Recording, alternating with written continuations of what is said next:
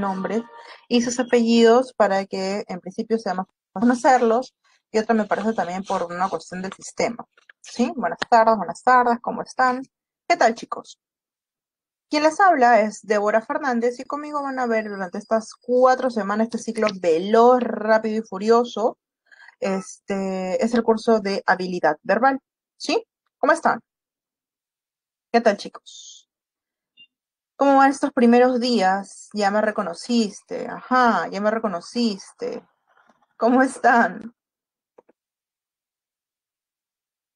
¿Cómo están?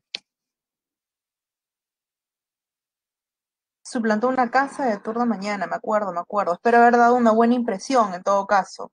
Sí, una clase, una clase. Me imaginaba que hubo alguna especie de error por ahí tipográfico. ¿Sí? Espero haber dado una buena impresión, si no me acuerdas por los motivos, por las razones equivocadas. ¿Sí? ¿Qué tal? Bien, chicos. Perfecto, muchísimas gracias.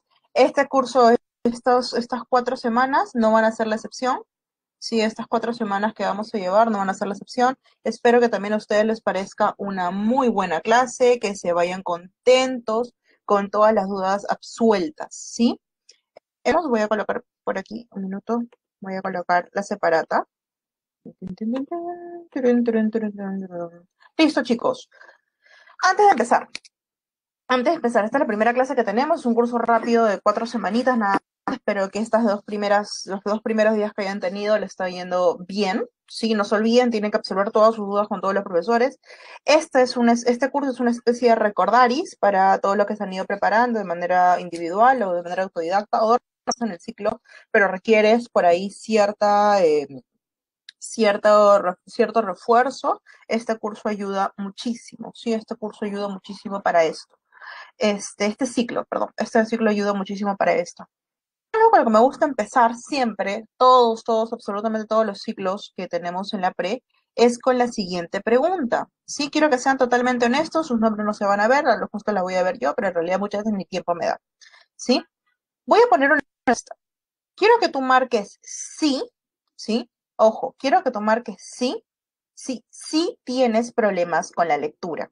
Sí, profesora, leo y me duermo. Sí, profesora, leo un y de pronto paso al siguiente y no me di cuenta, no sé ni siquiera qué es lo que leí antes. Sí, profesora, me cuesta mucho concentrarme. Sí, en general no leo. Y quiero que marques no, si es que no tienes problema con leer, al contrario, te gusta, es tu pasatiempo favorito, es tu hobby, al contrario, la lectura es tu pasión, tu segundo nombre es lectura, ¿sí? Vamos a avanzar la encuesta rapidito, mandamos la encuesta rapidito. Sí, sí tengo problemas, no leo perfecto. A ver. A ver, a ver, a ver. A ver, a ver, a ver, quedó espera de sus respuestas.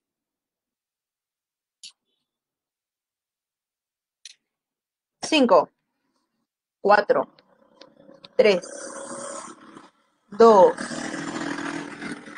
1 y 0. A ver, tenemos un grueso de 28 alumnos, sin contarnos a la tutora y sin contarme a mí. Han votado 23 personas. De las 23 personas que han votado, 17 personas me dijeron, profesora, tengo problemas con la lectura. La lectura y yo no nos llevamos bien. Nos miramos, nos hacemos ascos, fúchila, guácala. No nos queremos. ¿Sí? Y 6 personas, perdón, el 26% de los votantes me dijeron, no, profesora, ya no tengo ningún problema para leer, yo todo bien, no me molesta, al contrario, me gusta. ¿Sí? Esto, chicos, no se preocupen, que no es algo que solamente, por eso es lo que pongo al inicio de todas las clases de habilidad verbal, porque quiero que se den cuenta que esto no es una cuestión que solamente tú tengas, profesor, a mí me cuesta leer, no, no solamente eres tú, es la mayoría de las personas, y esto me pasa de manera sistemática en todas las clases, ¿sí? O en todos los inicios de curso. ¿Por qué? Porque Perú es un país donde la gente no lee, ¿sí? Donde estamos casi al final, siempre en las evaluaciones PISA, donde por ahí en el colegio te dan pues habilidad verbal o los cursos de comunicación, o tienes un plan lector, un libro de 30 hojas para meses, ¿sí? Luego te toman una evaluación exclusivamente memorística, donde no hay ningún tipo de análisis, donde estamos en una era donde todos ustedes lo más probable es que sean nativos digitales, ¿cierto? Han crecido inmersos en la tecnología y por lo tanto, si han crecido inmersos en la tecnología, lo que ha pasado es que están, Nicole, apaga tu micro, por favor, hija, ¿sí? Están inmersos en el mundo tecnológico. A ver.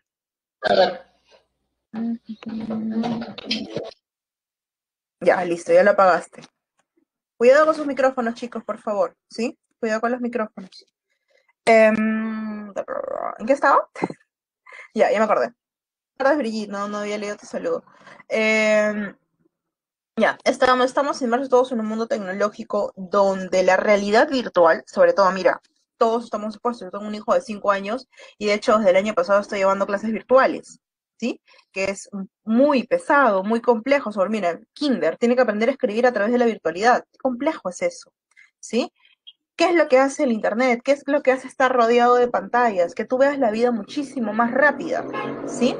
Ese es tú ves todo mucho más rápido en internet, en los videos, en las películas, ves una vida o un,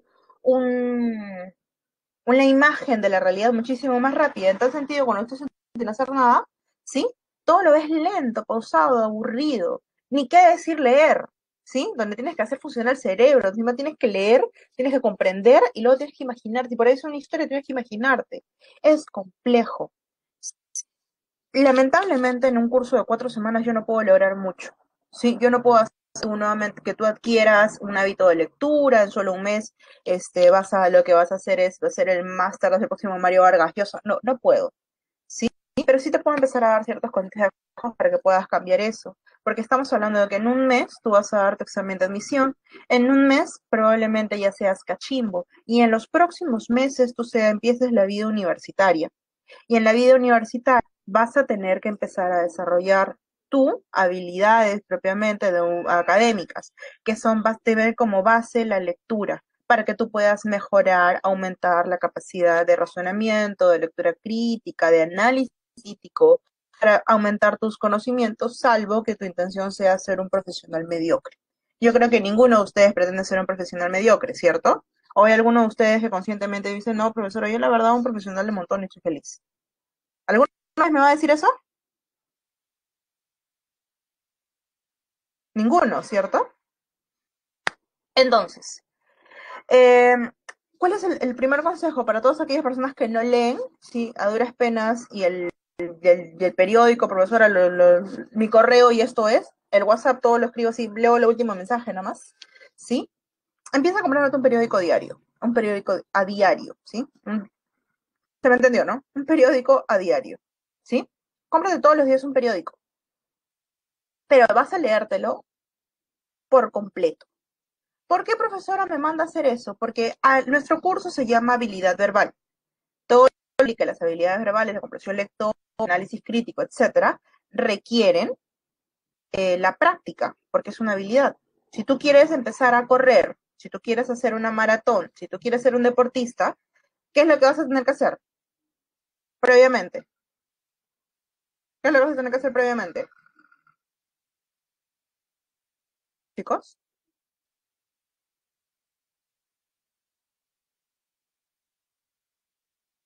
entrenar, calentar, pararte, practicar. Lo mismo pasa con las habilidades mentales, ¿sí? Con las habilidades cognitivas. Tienes que practicar, tienes que prepararte para ellas. Entonces, ¿cómo tienes que hacer para desarrollar tus habilidades verbales? Bueno, vas a tener que practicar. ¿Y cómo vas a practicar? A través de la lectura. Vas a tener que leer. Pero como en este momento tú me estás diciendo, profesora, a mí me cuesta leer, cómprate un diario, ¿sí? Cómprate un periódico todos los días. Ahora, no te mandes a comprar todos los días el comercio porque no lo vas a acabar y te vas a aburrir. Cómprate un periódico que sí vas a poder terminar. No te recomiendo pues que te compres el Ojo, el Chino, el Ajá. No, cómprate un periódico más o menos decente, pues, ¿no? Pero, vale, vamos. Si para empezar puedes comprarte, no sé, el Trome, cómprate el Trome, ya. Así. Pero vas a leértelo todo, por completo. Todo en un solo mismo momento, no, puedes leer todo el día, pero vas a leerte todo. Profesora, qué aburrido. Bueno, alterna. Un ratito política, una noticia de política, un ratito peluchín. Un ratito economía, un ratito el horóscopo, un ratito sociedad, luego te pasas al crucigrama, pero vas alternando y vas a leerlo todo. Un ratito, no sé, cultura, otro ratito te vas a deportes. Alterna, vas a leértelo todo.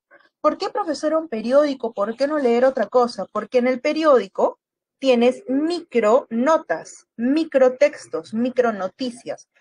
Uno, además que lo que haces es más o menos enterarte de la realidad nacional, de cómo van las cosas en el Perú, lo que vas a hacer es empezar a entrenar a tu cerebro a través de micronotas, micronoticias, donde puedas poder leer una noticia, es una historia completa, luego tienes otra noticia, es una historia completa, y tu cerebro va a poder analizar cada una de estas noticias. ¿Sí me estoy dejando entender?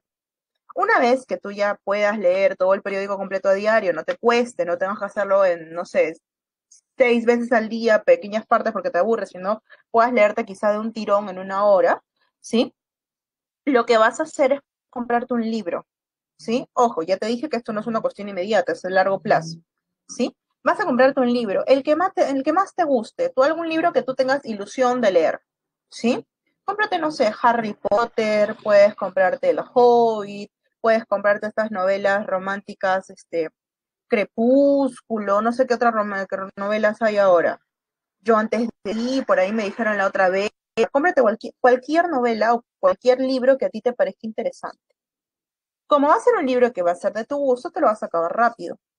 Luego de eso, lo que vas a hacer, una vez que termines ese libro, no te vas por la secuela, no te vas por la segunda parte, no. Lo que vas a hacer es comprarte un libro que de repente así nomás no escogerías, ¿sí? Así nomás no escogerías para tu leer. De repente algún libro que viste tú acá en habilidad verbal, algún extracto que te pareció interesante. De repente te vas a comprar algún libro que te recomendó el profesor de literatura, la profesora de literatura, algún libro que te recomendó el profesor de historia, el que sea, algún libro que así nomás no leerías, pero que por ahí, bueno, vamos a hacer un esfuerzo y vamos a leer. Para que también entrenes a tu cerebro a leer cuestiones que no solamente le agradan, porque si no, a lo contrario, cuando vayas a entrar a la universidad, vas a tener que buscar literatura especializada para el tema, te va a aburrir a montones. Que tu cerebro se acostumbre a ver de todo un poquito. Y así te aseguro que poco a poco, luego ya no te va a costar leer. De repente te va a ser un poco pesado, yo no te voy a negar, a mí me gusta leer, sin embargo hay momentos como que, ay, tengo que leer un poco, pesado. Pero me pongo a leer y me concentro y todo bien, ¿sí? Es como hacer ejercicio, las personas que hacen ejercicio no es que se levantan todos los días, yes, voy a hacer ejercicio, es parte de fuerza de voluntad, ¿sí? Una vez que haces ejercicios, digamos que empiezan a elevar la serotonina a tu cerebro, qué sé yo, y te sientes mejor. Lo mismo pasa con la lectura. Exactamente lo mismo pasa con la lectura. Es una habilidad que necesitas desarrollar y para desarrollarla requieres práctica. ¿Sí? Hasta aquí, ¿todo bien, todo claro, chicos? ¿Sí? Quiero decirle siempre a los chicos es que el conocimiento es, ¿sí? El conocimiento, chicos, es poder. Esto es una frase súper trillada, profesora, la he escuchado por todas partes, pero no hay nada más cierto que eso. No hay nada más cierto que eso. Cuando tú sabes, cuando tú tienes conocimiento, cuando tú conoces, ¿sí? Cuando tú tienes medios con que argumentar o fundamentar algún tipo de postura o idea, más allá del sí o porque yo lo digo, porque creo que lo escuché por ahí, te aseguro que eres menos vulnerable. Te aseguro que eres menos vulnerable en todo sentido, ¿sí? El conocimiento, la lectura te da muchísimas armas. Puestos claros con eso, voy a empezar ya ahora con el curso, ¿sí? El día de hoy particularmente voy a tomarme unos cuantos minutos explicándote todo esto porque es la primera vez que te voy a ver. No lo voy a repetir las 4 semanas, pero siempre es bueno poner como que las cuestiones en claro del curso, ¿sí? Nuestro curso, ustedes que ya se han venido preparando, tienen claro que habilidad verbal es un curso importante en el examen. ¿Por qué? Porque tienes 15 preguntas, ¿sí? 15 preguntas que si manejas bien tu tiempo, si desarrollas bien tu habilidad, bueno, van a ser de muchísima ayuda. A veces una pregunta es vital, solamente una pregunta es para entre si ingresas o no ingresas. Entonces imagínate asegurar 15. Dentro de las 15 preguntas tienes 3 tipos de textos con 5 de preguntas. El día de hoy lo que voy a hacer es desarrollar contigo cómo son los tipos de ítems. Estoy segura que ya lo sabes, pero lo que requiero es un breve caso porque yo no sé qué tanto sabes o qué tanto puedes estar confundido al respecto. ¿sí? Entonces, son 5 preguntas por cada texto. Tenemos un texto mixto, que es un texto similar a este, text plus texto más una imagen. Todo va a tener una misma temática y tanto el texto como la imagen van a ser complementarios entre sí. ¿Estamos claros? El segundo tipo de texto va a ser más o menos como este. Tienes acá texto A y tienes acá texto B. Se llama texto dialéctico. El texto dialéctico se va a corresponder con, se va a corresponder con una sola temática, regularmente polémica o debatible, ¿sí? Con dos textos, texto A, texto B, con dos posturas distintas alrededor del tema. A veces, por ejemplo, puede ser un tema polémico, la legalización del aborto. Texto A te dice no se legaliza, texto te dice se debe legalizar. Y uno con sus razones. A veces, ambos autores están de acuerdo. Por ejemplo, el feminismo, ¿sí? Se debe defender el feminismo por tal razón, pero el otro te va a decir defender el feminismo, pero no por esa razón es equivocada. Esta es la verdadera razón. A veces están de acuerdo, pero son las razones las que chocan, ¿sí? O a veces puede ser netamente una diferenciación en las hipótesis. Por ejemplo, recuerdo claramente que en un examen llegó un texto acerca de la extinción de los dinosaurios. Ambos textos coincidían que los dinosaurios se habían extinguido. Ambos textos decían sí, hubo un impacto de meteorito, pero el autor del texto A decía solamente, o sea, fue el impacto del meteorito lo que generó la extinción de los dinosaurios. Y el texto B te decía, fue el impacto del meteorito más actividad volcánica inusual en el planeta, ¿sí? No estaba tan complejo, ¿ah? Por ahí una pregunta, sí, es que por eso tienes que tener bien en claro de lo que estás leyendo, ¿ah? Por eso tienes que tener bien claro de lo que estás leyendo. Ahora lo vamos a ver, ahora lo vamos a desarrollar, no te preocupes. No es este texto en particular, pero sí vamos a ver textos que son similares y te voy a dar ciertas pistas de cómo puedes desarrollar ese tipo de textos, ¿sí? Entonces, y el otro texto te decía, mira, fue el impacto de meteorito más actividad volcánica inusual. Consulta, ¿estos dos textos estaban chocando entre sí? ¿Eran una oposición? No, simplemente eran hipótesis diferentes. No eran una oposición, porque ambos hablaban de que sí se habían extinguido los dinosaurios, ambos avalaban la extinción de los meteoritos, pero uno decía, bueno, solamente fue por la extinción, solamente fue por el impacto de los meteoritos, no la extinción del meteorito, perdón. Fue solo por el impacto del meteorito y el otro fue por el impacto del meteorito más actividad volcánica inusual en el cinturón de fuego del Pacífico. ¿Sí? Entonces, tenemos, ya te voy explicando dos tipos de texto, texto mixto, texto más imagen, texto dialéctico, un mismo tema, diferentes posturas, y por último, el texto del que ahora, antes el texto que más miedo da, el texto dialéctico, ahora el texto que más miedo da es el texto en inglés, ¿sí?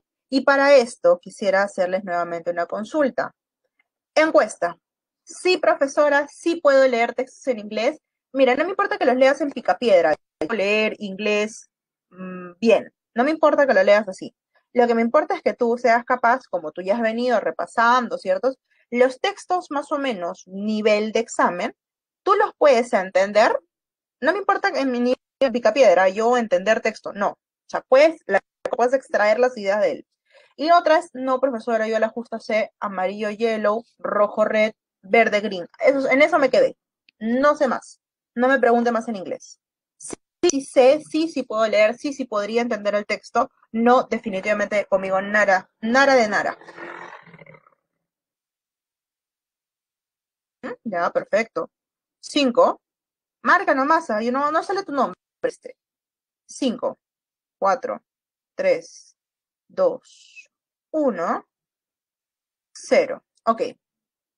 Tenemos 22 personas que me dicen sí, profesora, sí puedo resolver el texto. 3 personas me dicen no, profesora, yo conmigo nada, sí. Muerto, muerto. Yo ya me hice la idea que el examen tiene 95 preguntas y no 100. ¿Sí? De hecho, he tenido alumnos así. Este, bien, me alegra que la mayoría me diga sí, profesora, yo sí puedo manejar en inglés. ¿Por qué? Explicar una verdad triste, pero verdad.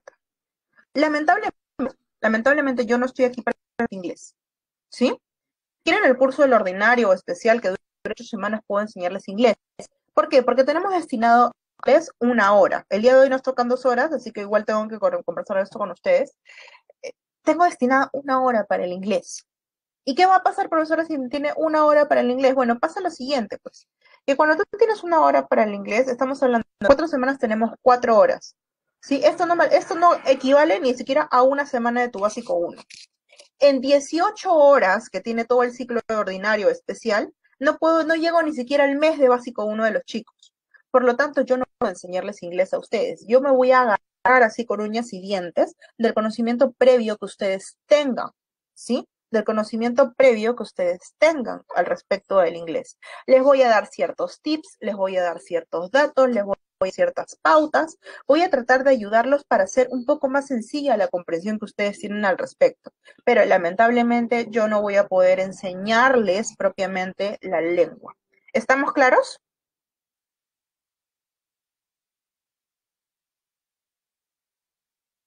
¿Sí? Perfecto. ¿Han revisado la separata de habilidad o por parte de habilidad verbal?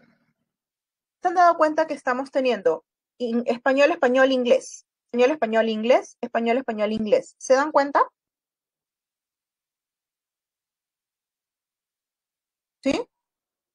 Por texto en inglés, dependiendo de la dificultad, nos tardamos aproximadamente 30 minutos.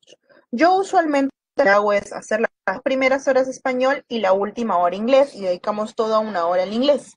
¿Sí? Sin embargo, porque ese es el orden que está la separata regular, ¿sí? El del ciclo ordinario regular. Este separata superintensivo está español, inglés, español, español, inglés. Quiero consultar con ustedes porque somos un salón democrático, ¿sí? ¿Mantenemos el orden, es decir, resolvemos español, español, inglés, o resolvemos las 2 primeras horas español y la última hora inglés? Voy a lanzar encuesta porque es un salón democrático, ¿sí? Primera pregunta, 2 horas inglés, español, perdón, y una hora inglés. O la segunda es mantener el orden. Vota.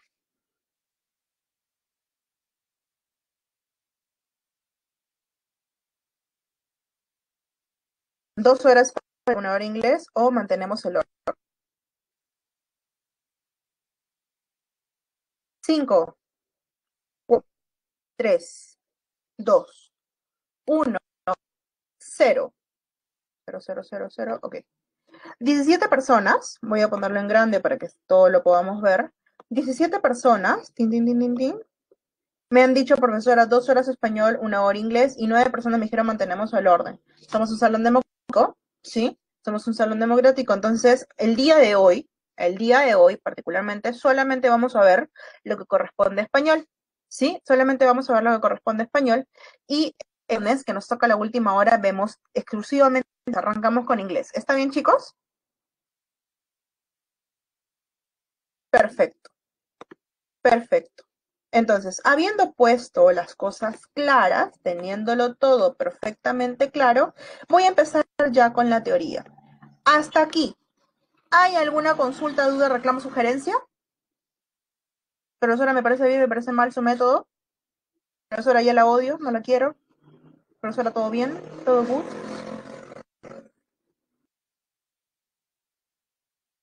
Todo ok. Ok, listo. Empezamos entonces con lo que nos reúne el día de hoy, ¿sí? El día de hoy voy a empezar hablándoles, disculpen, hace muchísimo calor, muchísimo, ¿sí?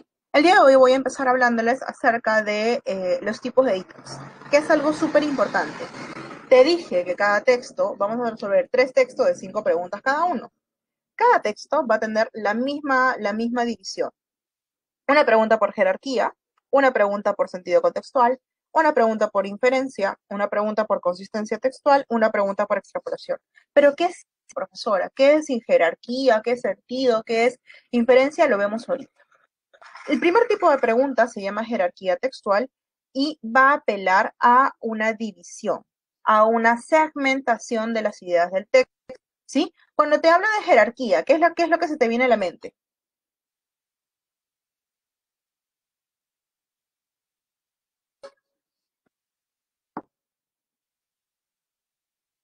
Escala de poder, perfecto, posiciones, niveles, ok, orden, clasificación, muy bien, orden de acuerdo a la distancia, perfecto, Perfecto. Entonces, de lo que ustedes me han dicho es una división en niveles de acuerdo a la importancia o al poder. En este caso, como hablamos de ideas, no hay tanto poder, sino más bien de importancia. ¿Sí? Entonces, cuando hablamos de una jerarquía textual, estamos hablando a una clasificación, a una cantidad, unos ciertos niveles de acuerdo al orden, ordenados, perdón, de acuerdo a la importancia. Ordenados de acuerdo a la importancia. Profesor, entonces arrancamos diciendo que existen dentro del texto ideas más importantes que otras, sí. Todo autor, toda persona que escriba algo, ¿sí? Seas tú escribiendo la noticia a tu mamá, seas a ti que te escribieron una carta de amor, sea Shakespeare escribiendo Hamlet, sea, no sé, Noam Chomsky hablando sobre el lenguaje, ha empezado ese escrito teniendo una idea en la mente. Esa idea va a ser la idea más importante del texto y la cual se va a acoplar con otras que, digamos, fortalezcan o que le den asidero a su posición o postura. ¿Sí? Dentro, cuando hablamos de jerarquía textual, hablamos de tres niveles importantes. El primer nivel es la mínima expresión de los textos, de absolutamente todos, y se llama tema central. El tema central es tan sencillo como describir de qué trata el texto. Por ejemplo, acabas de leer un texto, acabas de recibir una llamada, acabas de leer en otro periódico y alguien te pregunta, oye, acabas de leer, ¿no? Acabas de hablar con alguien, sí. ¿Y de qué hablaron? ¿De qué se trata? ¿No les ha pasado que de pronto, el celular está acá, ¿sí? Chupado encima, ¿sí? Tu mamá está hablando por teléfono, tú dices, oye, ¿con quién hablas? Con tu tía, hijo. ¿Y de qué hablan? Están hablando ya media hora. Ah, nada, de la familia. ¿Les ha pasado? O sea, media hora lleva hablando y te dicen, no, de la familia. De la herencia. Una clásica, ¿no? Claro, tu mamá lo redujo al tema central. O sea, lo que probablemente hayan hablado, hayan disparado acerca de toda tu familia, ¿sí? Toda tu familia. ¿Pero de qué hablaron? De la familia. Ahora, tú le dices, ya, pues, ¿pero qué hablaron de la familia? Ah, ya, han hablado de la familia, no sé, lo que pasa es que tu prima está embarazada, hijo. Ya, de lo más importante de toda la noticia, ¿no? Embarazada la prima. ¿Se entiende? ¿Sí? ¿Se entiende? Entonces, lo que ha hecho tu mamá es reducir el texto a su mínima expresión. Lo mismo haces con un texto, ¿sí? Acabas de leer. ¿De qué se trata el texto? De la economía. ¿De qué se trata el texto? De la tecnología en el Perú. ¿De qué se trata el texto? De las medidas de prevención contra la COVID-19. ¿Te dejo entender? ¿Sí? Es la mínima expresión de lo que el texto refiere. ¿Estamos claros? ¿Sí? Esa es la pregunta por el tema central y va a responder a la pregunta de qué trata el texto. El segundo nivel de la jerarquía va a ser el nivel más importante, donde va a abarcar la pregunta o la idea más importante, se llama la idea principal. ¿Sí? Si es la idea principal, es lo más importante. Volvemos a la llamada. Sí, estamos hablando de la familia, y la familia, perfecto, pero ¿qué está diciendo? Pues tu mamá va a ir a un nivel un poquito más grande. No, que tu prima está embarazada. Respecto a tu familia, ¿qué es lo más importante? Que tu prima salió embarazada, por ejemplo. ¿Sí? Por ejemplo. ¿Sí? Entonces, amplías la idea. ¿Qué es más importante que aquello que estás hablando acerca de este tema en específico? Por ende, ¿cómo lo vas a identificar? Bueno, lo vas a identificar haciendo la pregunta, ¿qué es lo más importante que te dice el texto sobre el tema central? Si el tema central son las medidas de prevención contra la COVID-19, ¿qué es lo más importante que te dice el texto sobre la COVID-19? ¿Qué es lo más importante que te dice el texto sobre la legalización del aborto? ¿Qué es lo más importante que te dice el texto sobre la educación en el Perú?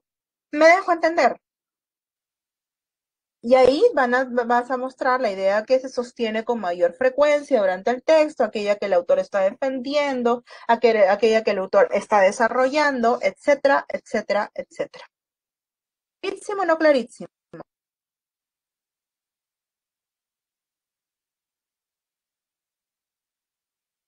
¿Sí? Perfecto.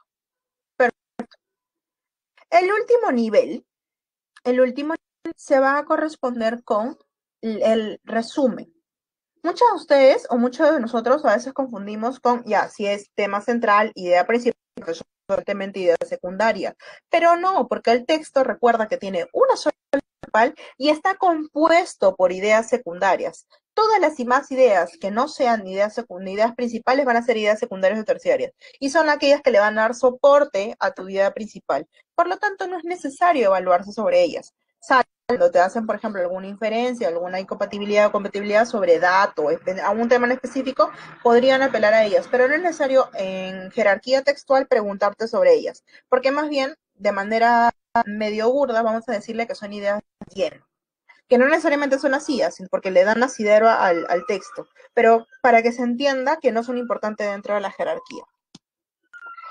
En tercer lugar, estamos hablando del resumen. ¿Y qué es el resumen? El resumen es una explicación breve y concisa de lo que el texto trata, ¿sí? Entonces, si estamos hablando del resumen, que es una explicación breve y concisa de lo que el texto trata, ¿qué es lo que necesariamente iría en el resumen? Sí o sí tiene que ir en el resumen. ¿Qué cosa?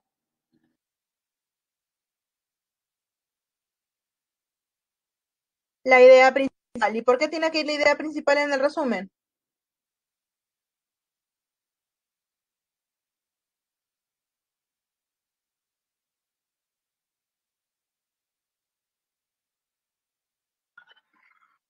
¿Por qué? Porque es lo más importante del texto, por supuesto, Gabriel, porque es lo más importante que hay en el texto. Y si es lo más importante en el texto y todas las ideas giran en torno a él, bueno, tiene que estar naturalmente en la idea, en el resumen. Profesora, ya, pero el resumen y la idea principal son lo mismo, o los dos contienen lo mismo, ¿cuál es la diferencia? Que al resumen, ahí sí le puedes añadir ideas secundarias. ¿Qué ideas secundarias? Aquí hay dos tipos de manera principal. Te lo voy a poner así que sea más fácil de entender. Aquellas ideas secundarias que complementan a la idea principal o aquellas ideas secundarias que aportan nueva información a la idea principal. ¿Cómo es eso? Te lo voy a explicar un ejemplo. Imagínate que acabas de leer un texto acerca de las medidas de prevención contra la COVID-19. ¿Sí? Medidas de prevención contra la COVID-19. Y tu idea, ese es tu tema central, idea principal, ¿qué es lo más importante acerca de las medidas de prevención contra la COVID-19? Las principales medidas de prevención contra la COVID-19 son el lavado de manos, el distanciamiento o distancia social de por lo menos 1,5 metros, usar el uso correcto de la mascarilla y evitar aglomeraciones. Tienes 4 medidas de prevención. Esa es tu idea principal. ¿Hasta ahí todo claro? Las principales medidas de prevención contra la COVID-19 son lavado de manos, distancia, aléjate de 1,5 metros, evita aglomeraciones, usa bien la mascarilla. Perfecto. ¿Quieres hacer un resumen? Evidentemente todas las ideas del resumen van de acuerdo a lo que el texto te dice. Imagínate que el resumen te va a colocar algo así. Las medidas de prevención contra la COVID-19 son tal, tal, tal, tal. Estas medidas se han generalizado en países como Perú, Ecuador, Venezuela, Colombia y Argentina. Consulta, los países donde se están aplicando, la idea sobre los países donde se están aplicando estas medidas, es una idea que está complementando, o sea, desarrollando algunas ideas, alguna de las ideas de la idea principal, o está añadiendo la información a la idea principal. ¿La está desarrollando o la está añadiendo? Le está añadiendo, porque en ninguna parte principal estaba contemplado dónde se están aplicando. Entonces, esta será una idea secundaria, pero nueva. ¿Se entiende? Le está añadiendo información a lo previamente dicho sobre la COVID, que es dónde se está aplicando. Otro tipo de idea secundaria, ojo, que no es una u otra, pueden estar ambas, ideas nuevas como ideas secundarias. Depende de la clave que tú tengas. Solamente quiero que tengas una idea de cómo se desarrolla. Otra puede ser las ideas que desarrollan las ideas previas. Por ejemplo, las medidas de prevención contra la COVID-19, ¿sí? Contra la COVID-19 son el lavado de manos de al menos 20 segundos. ¿Te habían dicho previamente que se lavaban 20 segundos? No, estás desarrollando una idea. El distanciamiento social de por lo menos 1,5 metros. estás desarrollando. El uso correcto de mascarillas que aborde toda la nariz y hasta el mentón. Y evitar aglomeraciones en espacios públicos y privados. Consulta, estas pequeñas desarrollos de las ideas, ¿estaban previamente en la idea principal? No. Pero lo que haces es, para una mayor comprensión, una comprensión cabal, lo desarrolles. Lo desarrolles. ¿Se entiende o no se entiende?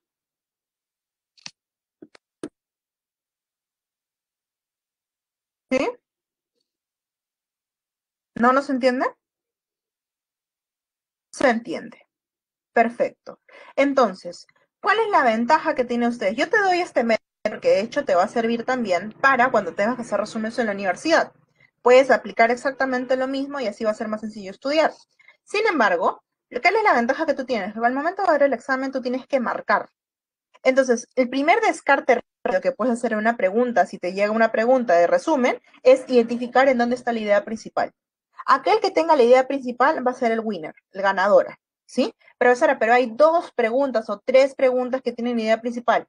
Descártalas y analiza solamente estas para que optimices tiempo, ¿sí? Analiza las que tienen la idea principal.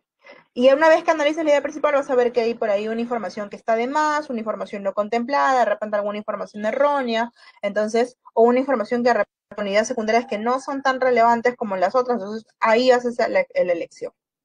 Ahí marcas la clave correcta. ¿Está claro o no está claro?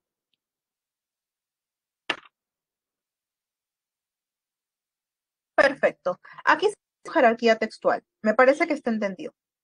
Pasamos al segundo tipo de pregunta, que es el tipo de sentido contextual. Para explicar sentido contextual tenemos que empezar analizando, evaluando, ¿sí? Tenemos que empezar evaluando a qué se refieren las palabras o el texto sentido contextual, o la pre o el prospecto cuando te habla de sentido contextual.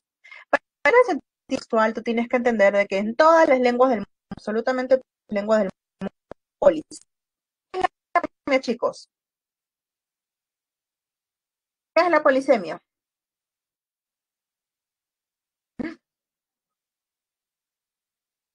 ¿Qué es la polisemia? Una palabra con múltiples significados. No me digan que no saben eso, es lenguaje. Una palabra con múltiples significados. Profesora, ¿eso significa que en todas las lenguas, o sea, todas las palabras son polisémicas? No, yo no he dicho eso. Te he dicho que en todas las lenguas existe por lo menos una palabra que será polisémica. Es decir, que podrá tener varios significados. Entonces, en ese sentido, vamos a entender que una palabra va a tener el mismo significado en todos los contextos en los cuales se desarrolle. No, porque si tienen múltiples significados, van a ser significados diferentes entre sí y cada significado va a adoptar un contexto distinto para que pueda ser utilizado. ¿Sí?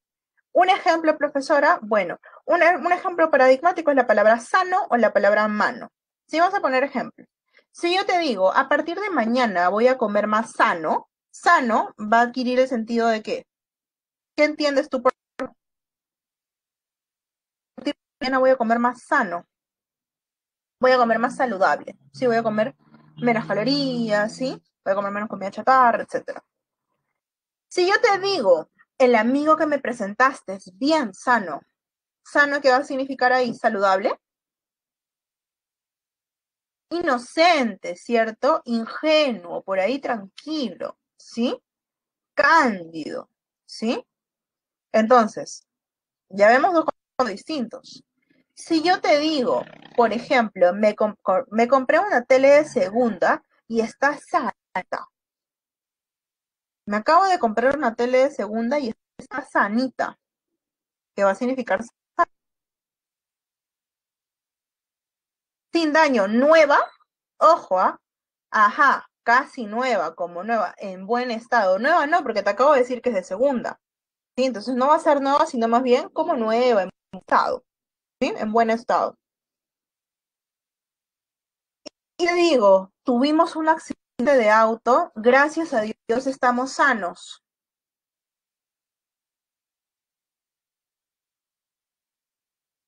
Sin mayor complicaciones, estamos vivos, estamos a salvo, estamos ilesos. Voy a dar 4 ejemplos que tener una conversación común y corriente con cualquier persona a diario con 4 significados distintos de la palabra sano. ¿Sí o no? Entonces, una vez que entiendes el sentido contextual, que es de acuerdo al contexto, de acuerdo a la situación, la palabra va a adquirir cierto significado, vamos a ir con sus diferentes tipos de preguntas, que son 3. La primera va a ser sinónimo contextual. Va a ser una vez que tú determines la palabra o el significado de la palabra en determinado contexto, tú vas a buscar otra palabra que, bueno, tenga un significado similar al significado adquirido. Ejemplo, si yo te digo, identifica el sinónimo contextual de la palabra sano en el amigo que me presentaste es bien sano.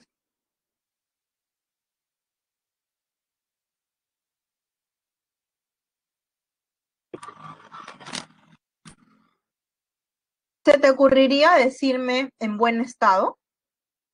¿O se te ocurriría decirme saludable? ¿O se te ocurriría decirme ileso? No, ¿cierto?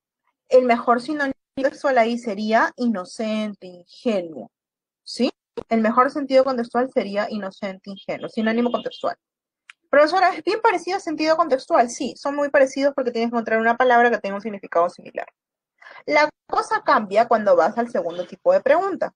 Cuando hablamos por antónimo contextual, determinas el significado que tiene la palabra en determinado contexto y buscas una palabra de significado opuesto.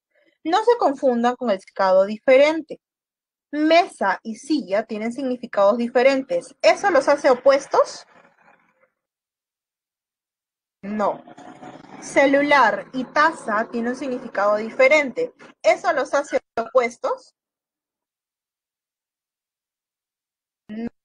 Opuesto, arriba, abajo, cielo, infierno, derecha, izquierda, sí, adelante, atrás, bueno, malo.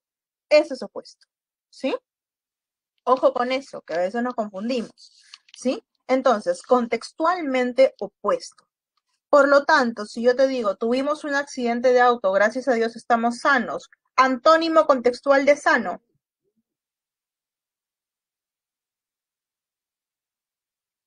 Ok, su sinónimo será a salvo, ileso.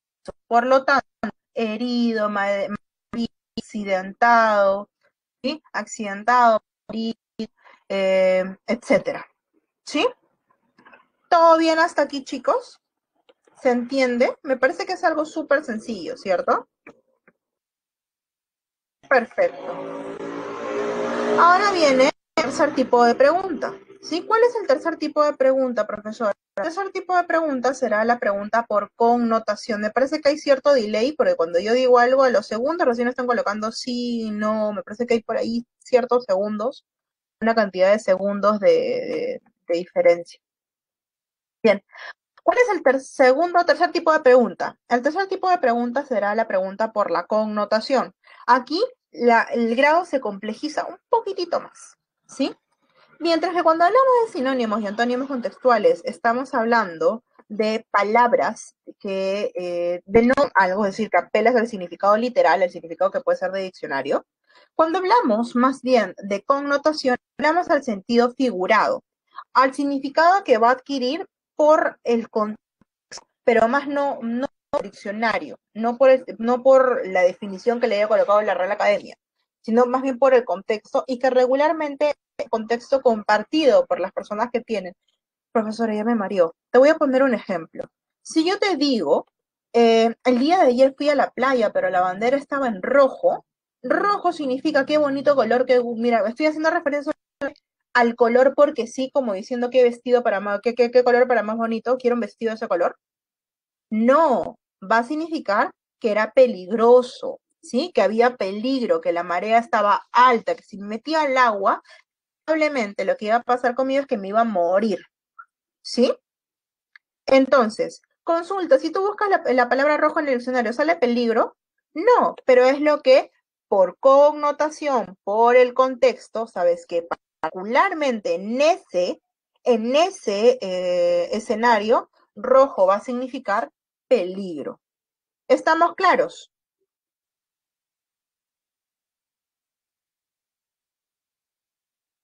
Otro ejemplo, profesora, si yo te digo, oye, qué mente tan sucia tú tienes. Consulta, ¿sucia será porque no has barrido hace 3 semanas tu mente? ¿Por eso es sucio?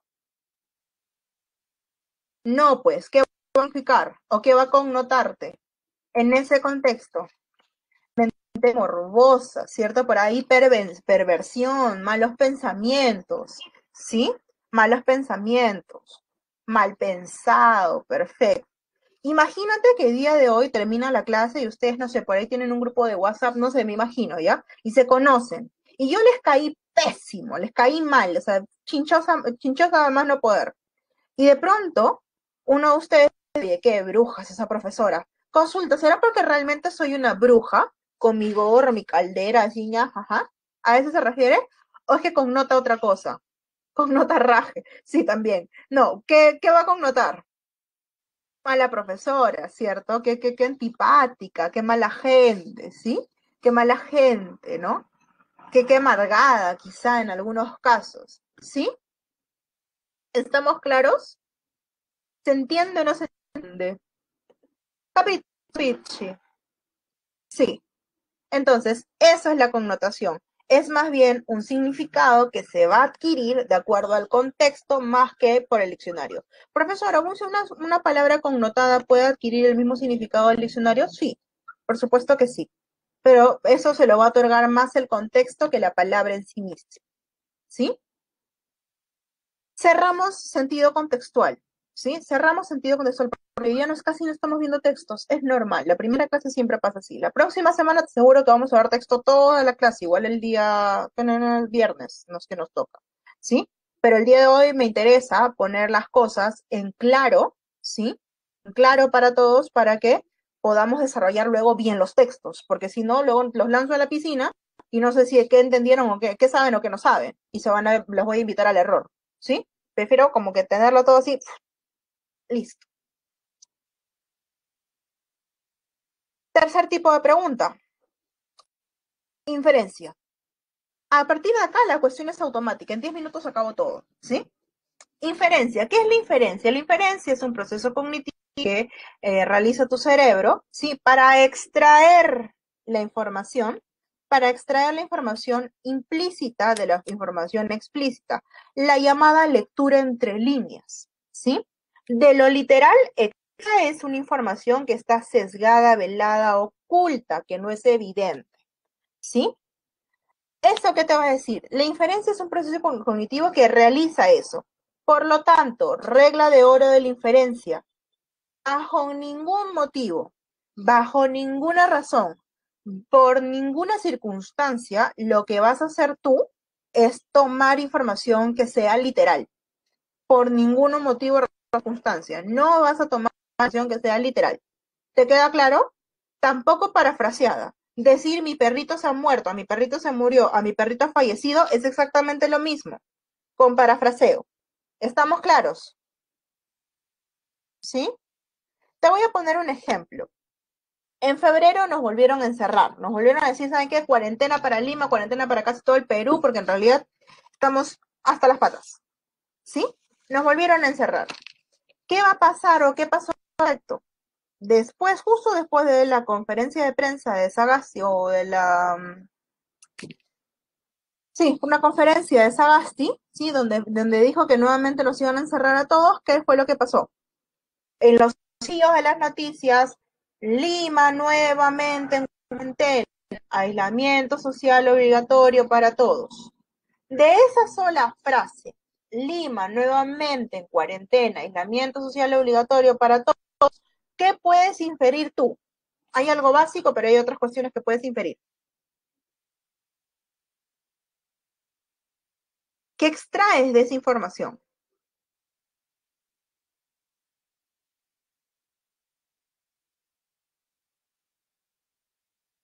Que la COVID está más fuerte o que ha ocurrido una segunda ola, perfecto, que nadie saldrá de sus casas, que regresamos a cuarentena, no, eso es casi literal, ¿ah? ¿Eh? Lima nuevamente en cuarentena, regresamos a cuarentena es literal, que hay que mantenerse en casa. Nuevamente, ¿qué va a significar? Que ya hubo antes una cuarentena o que ya antes te habían encerrado en casa. ¿Qué más? Ahí puedes hacer inferencia que la COVID está más fuerte, que la gente se descuidó, que hay mayor cantidad de muertos, que hay mayor cantidad de contagios, etcétera, etcétera, etcétera. Consulta, ¿alguna de esas ideas estaban en el cintillo? Que hay que tener más cuidado, perfecto. ¿Algunas de esas ideas estaban en el cintillo? No, pero eso es lo que hace tu cerebro para extraer información de eso. ¿Por qué, profesora? Por economía del lenguaje. ¿No les ha pasado por ahí que tienen amigo o amiga que de pronto te empiezan a encontrar una historia y se va por las ramas o te cuenta hasta el último detalle y al final no te contó nada? ¿O te termina contándolo después de como 10 minutos? Sí, que ganas ya pura, al punto, al punto, al punto. Ya, por eso pasaría. ¿Sí? Por eso, por economía del lenguaje. Es una propiedad que hemos desarrollado todos de manera innata, aunque está en debate aún si el lenguaje es innato o no, ¿sí? Por economía del lenguaje, que nosotros ocultemos cierta información a través de otra para que el otro pueda develarlo y así un texto de media página no termine siendo un papelógrafo de 5 hojas. ¿Está claro? ¿Sí? Se aplica para todo en la oralidad y en el ámbito escrito. ¿Estamos claros? ¿Se entiende qué es la inferencia? Es el proceso de extraer información de lo explícito. ¿Sí? Información implícita del implícito. Seguimos. Compatibilidad e incompatibilidad llamada consistencia textual. Básico. Para que algo sea compatible, tiene que afirmar lo que te dice el texto, tiene que estar de acuerdo con lo que te dice el texto, tiene que reforzar lo que el texto te dice. Para que algo sea incompatible, más bien tiene que negarlo, refutarlo, rechazarlo. Consulta, si ni afirma ni niega, compatible, incompatible.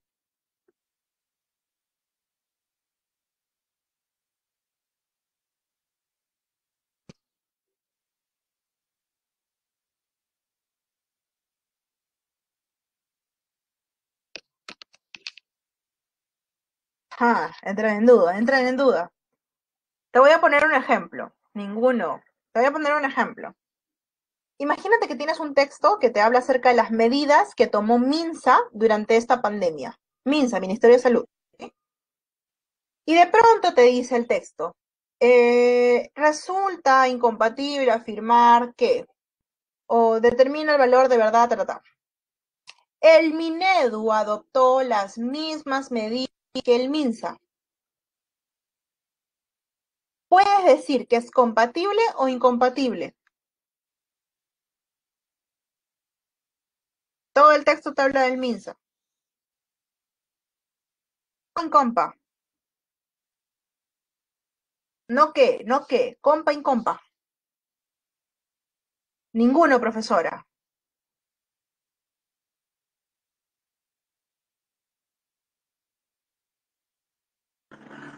Ninguno.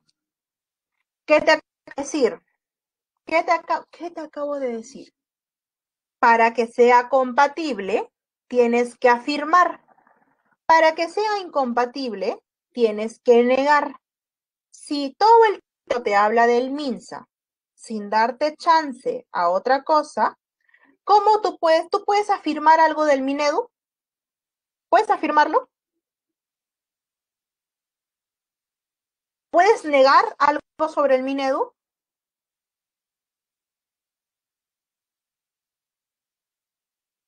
Tampoco. Por lo tanto, clave cero, distractor. Lo han puesto ahí para confundirte. Ni mi ex se atrevió a tanto, profesora. Sí, así pasa, chicos, así pasa. ¿Sí? Entonces, así pasa. Si no te afirma ni tampoco te niega algo que está en el texto, es ni compatible ni incompatible. Profesora, pero puede ser inferencial. Sí, la incompatibilidad o la compatibilidad también puede ir sobre las ideas que se permiten inferir. Por ejemplo, ¿qué hubiese pasado si en el texto tuviese algo así como estas medidas las tomó MINSA y el gobierno peruano decidió aplicar las mismas medidas para todos sus ministerios? Ok, ahí sí te ponen al Minagri, al Minedu, al MIMPO, al Ministerio de Producción, al cual sea, al produce, a cual sea, podrías afirmar que sí tiene las mismas medidas que el MINSA. Porque si te dice que son todos los ministerios, tú infieres que cualquiera de ellos puede también decirse que tiene las mismas medidas. Pero si no te lo aborda, no te menciona nada al respecto, a pesar de que tú sepas que es así o que no es así, tú no puedes ni afirmarlo ni negarlo. Y aquí les hago la segunda acotación al respecto. Muchísimas veces cuando tocan temas nosotros sabemos o que nosotros tenemos conocimiento al respecto, ¿sí? Nosotros ponemos de nuestro conocimiento para afirmarlo o negarlo, ¿sí? Para afirmarlo o negarlo. Una vez me pasó en clases presenciales y los chicos han venido de un examen.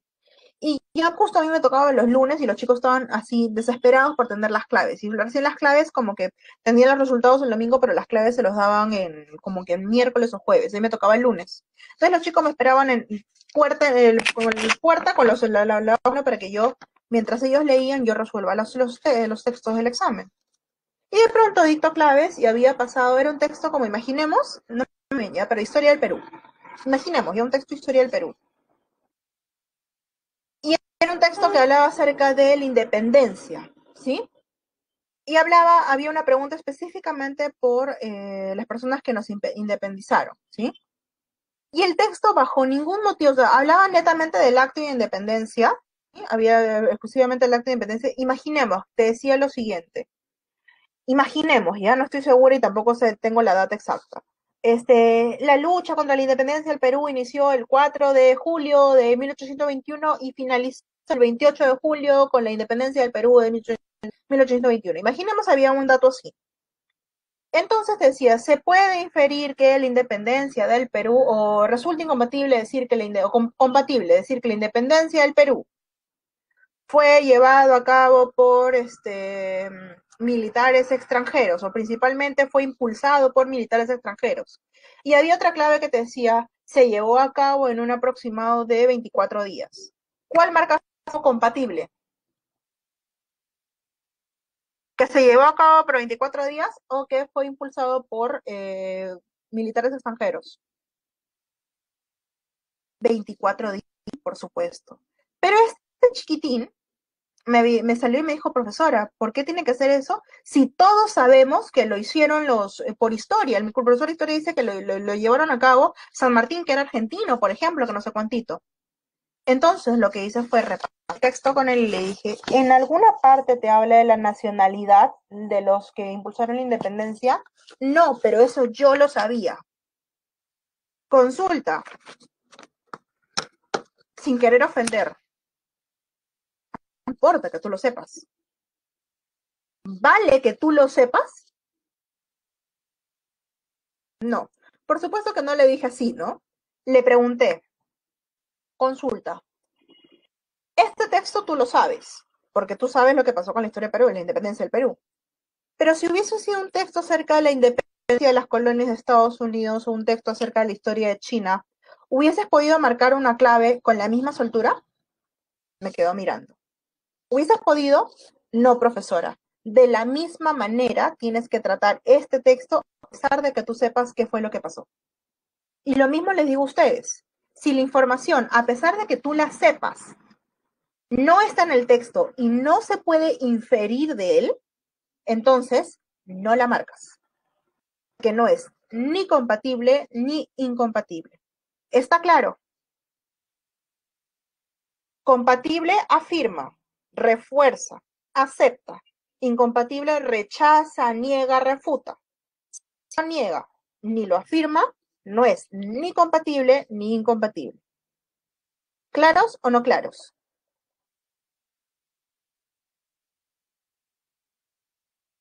Ojo, que ese es un error contra los exámenes. ¿Eh?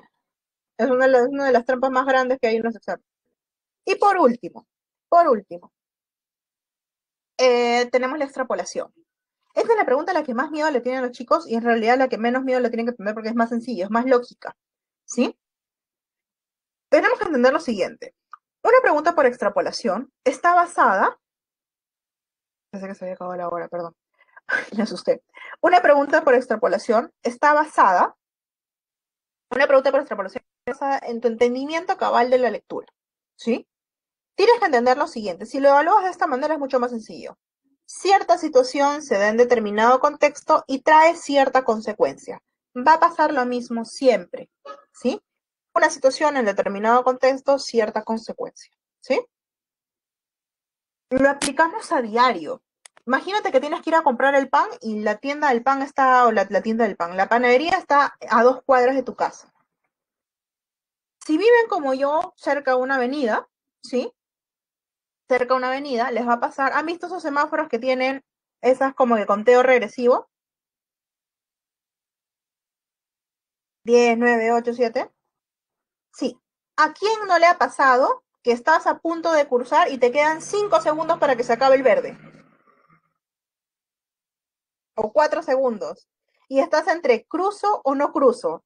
Corro o no corro. Como o me quedo sentada o me quedo parada esperando, ¿sí? Como una persona civilizada que vuelva a tocarme el verde. ¿Sí? Tú evalúas, ¿cierto? Si avanzo, estás como a metro y medio, metro de todavía llegar a la pista, pero dices, si ahorita puedo llegar, pero si por ahí me tropiezo, me demoro, puede que los carros avancen y me chanquen, ¿sí? Entonces tú empiezas así, eso se llama extrapolación, vivir o no vivir, ¿sí? ¿Pierdo un minuto de mi vida o pierdo la vida de un minuto? ¿Qué es lo que hago? ¿Sí o no?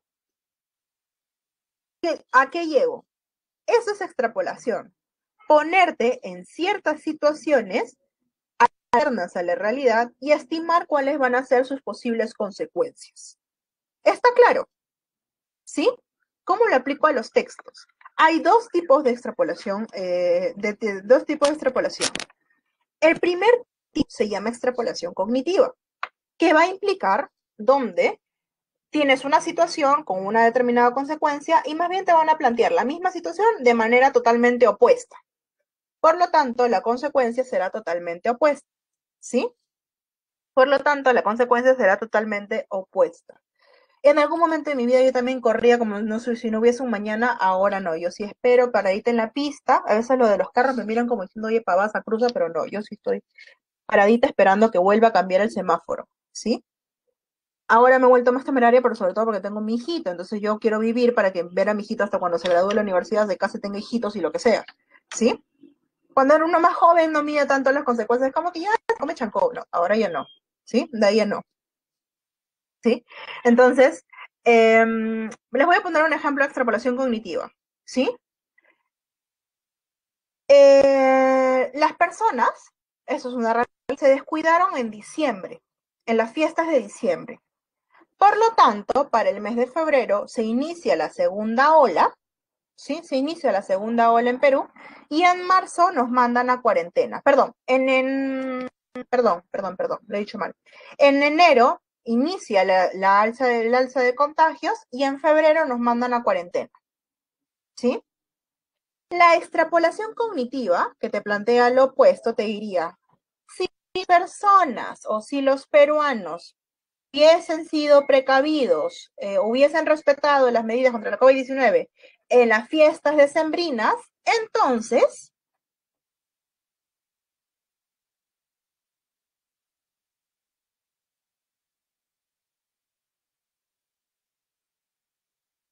tienes varias, ¿no?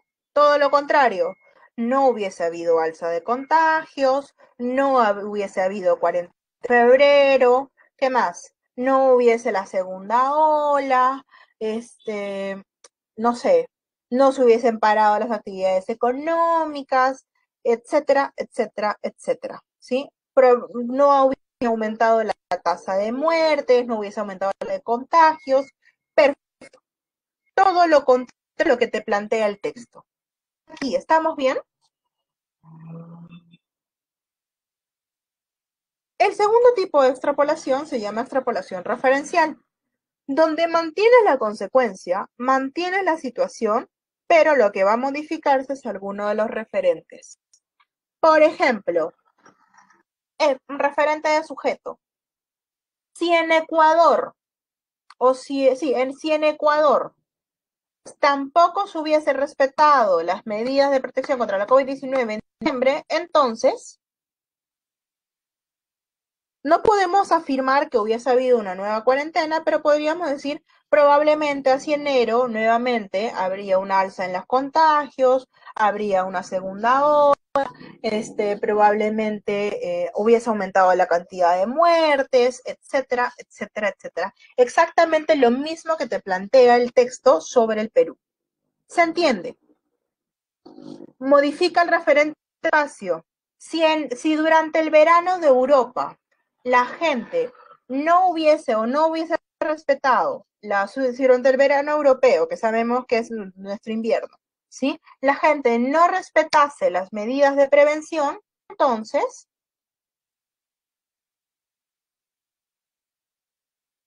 entonces, pasa en Europa, pasa en su verano, ok, de la misma manera, no importa el dónde sea, van a ser las consecuencias las mismas. Aumentará la tasa de contagio, aumentará la tasa de muertes, se considerará una tercera ola, etcétera, etcétera, etcétera. Ustedes saben que ahorita ya en los países europeos están llegando a la tercera ola, ¿cierto? Están viendo qué efectos hace la vacunación y están viendo el comportamiento de las personas. Y han dicho que, igual va a venir acá en Perú con algunos meses de retraso, pero de acuerdo al comportamiento de las personas, podría o no haber una tercera ola. Entonces, exactamente la misma consecuencia. ¿Se entendió o no se entendió, muchachos y muchachas?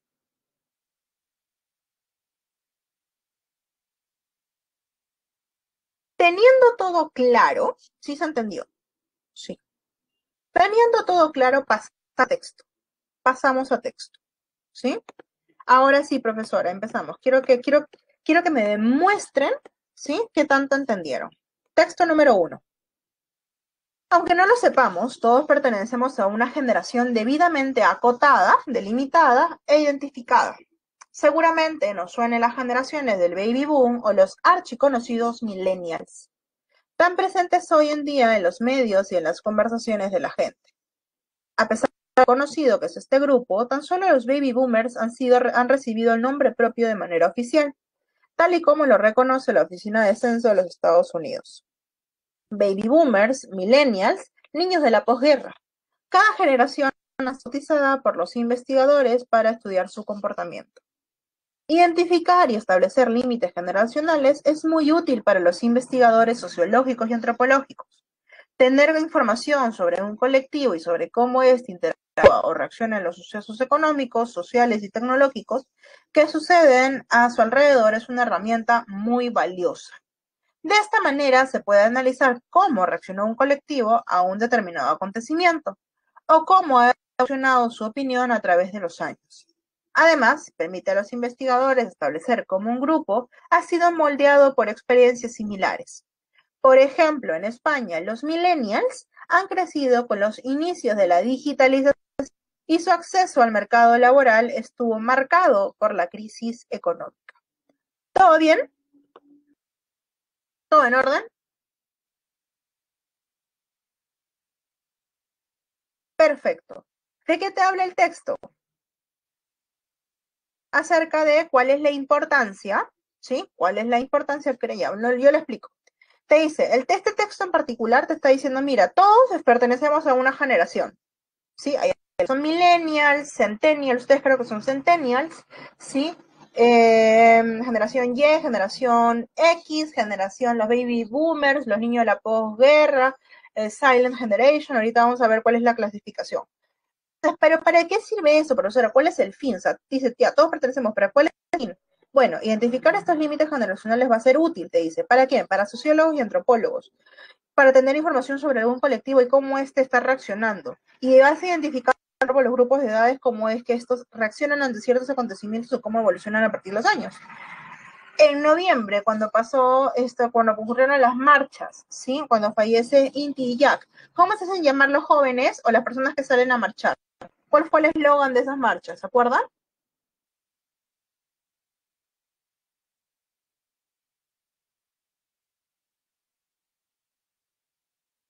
¿Recuerdan cuál fue el eslogan en particular?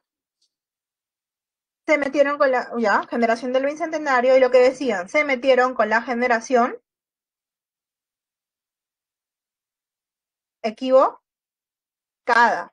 ¿cierto? Se metieron con la generación equivocada.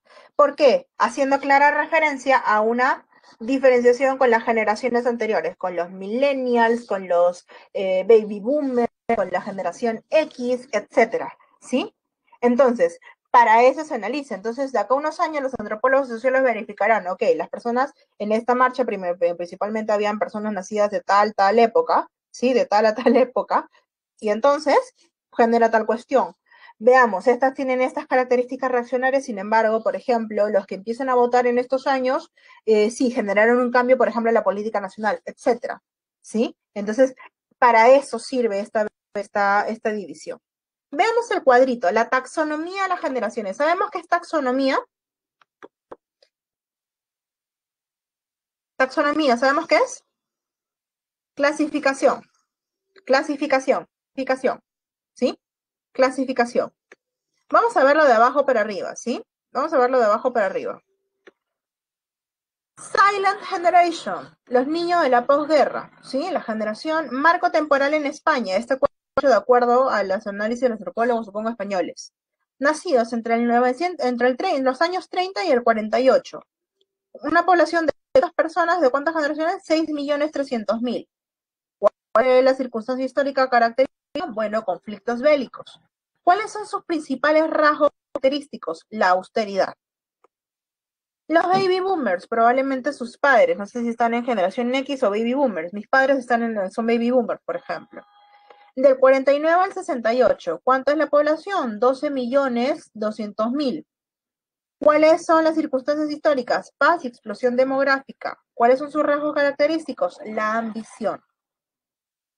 Generación X, de nacidos entre el 69 y el 80. ¿Cuánta población es? 9.300.000. Circunstancia histórica, la crisis del 73 española y la transición española. Rasgo característica, obsesión por el éxito. Los millennials, que te dijeron acá en el texto, que te dijeron que han crecido los inicios de la digitalización y su acceso laboral estuvo marcado por la crisis económica. A pesar de que ellos no viven la crisis económica, ellos viven el rezago de la crisis económica. Y por lo tanto, podríamos ver, mira, los millennials del 81 al 93, 7.200.000, circunstancia histórica, inicio de la digitalización, pero su rasgo característico es la frustración. ¿Por qué? Porque están arrastrando las consecuencias del pasado. Y tenemos acá la generación Z, ustedes, centennials, del 94 al 2010. Población de las generaciones, 7.800.000. Circunstancia física, la expansión masiva de Internet, por eso ustedes son nativos digitales.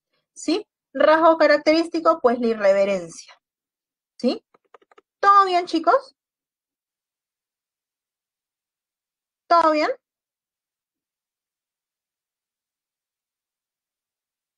Perfecto.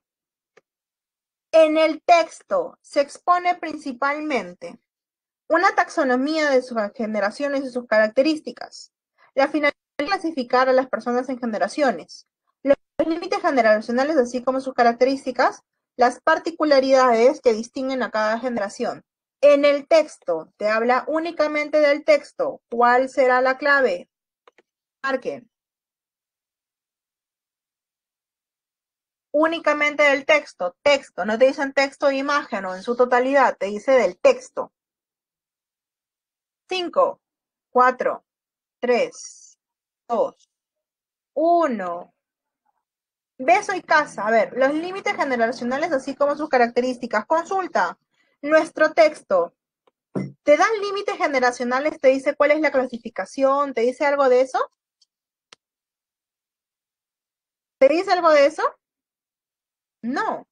Te dice cuál es la importancia de establecer, ¿no? De ver por qué los límites generacionales. No los establece, pero te dice por qué es importante establecerlos. Te dice por qué, porque es muy útil para los investigadores, antropólogos, sociólogos. Entonces, el texto lo que principalmente hace, establece los límites generacionales o te dice la finalidad de clasificar las generaciones. ¿Qué dices? ¿Establece la finalidad o te dice estas son las diferencias? Te dice por qué es impor. Se entiende, ¿no? Porque la premisa te dice únicamente en el texto. ¿Estamos bien? ¿Claros o no claros? Confírmeme, chicos. Claro. Perfecto. El término acotada connota cuando te dice esta generación o todos pertenecemos a una generación que ha sido debidamente acotada, delimitada, identificada. Acotado, delimitado, identificado, ¿qué va a connotar? Magnitud, distancia, reserva o análisis.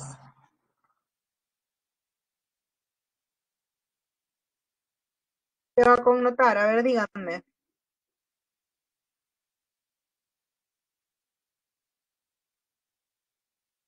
5, 4, 3. ¡Ey, ey, ey! ¿Qué pasó acá? ¿Qué pasó?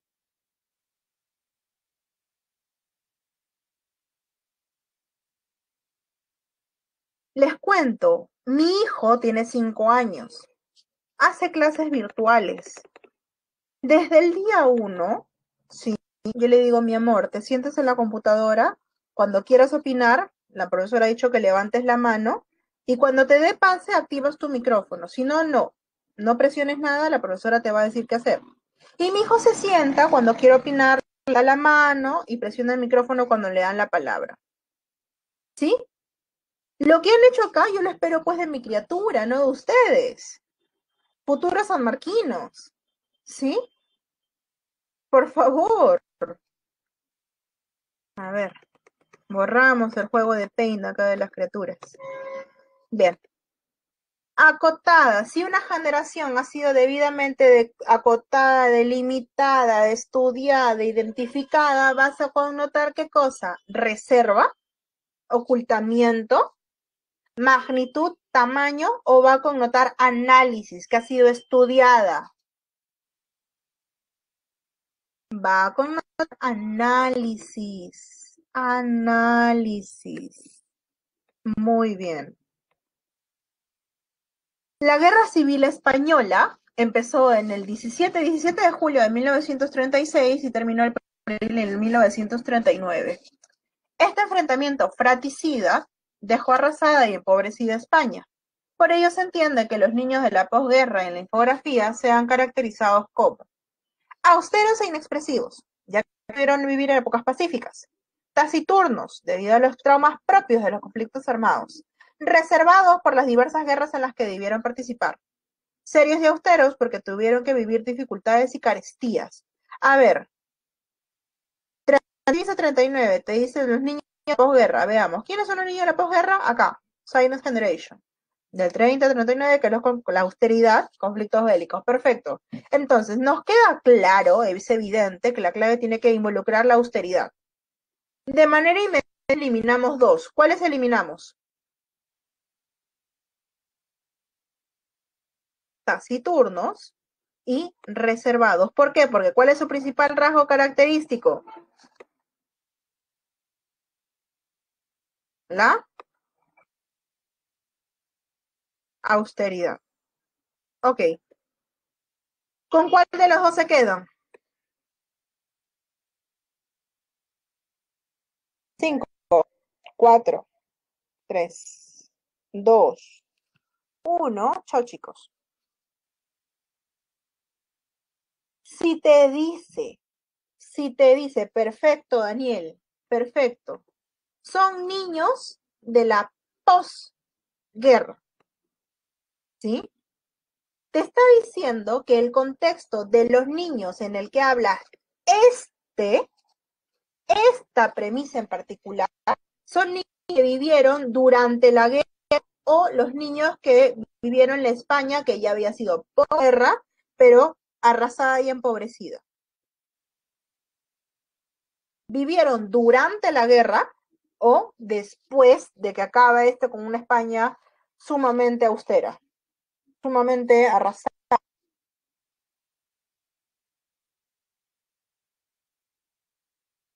Vivieron después. Por lo tanto, ellos serán austeros porque no pudieron vivir épocas pacíficas o serán austeros porque vivieron con dificultades y carestías. carencia, si quieren decirlo. Porque vivieron dificultades y carestías. ¿Se entiende?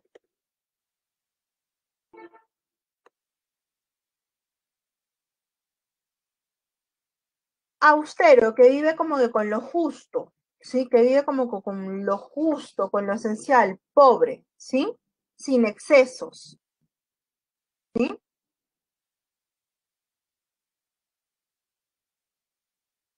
Ok. 4. En la taxonomía de las generaciones, o sea, en la imagen, se indica que los que pertenecen a la generación Z experimentan la expansión masiva de Internet.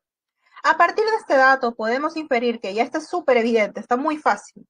Son niños que, a diferencia de las otras generaciones, deben tener una perspectiva mucho más global.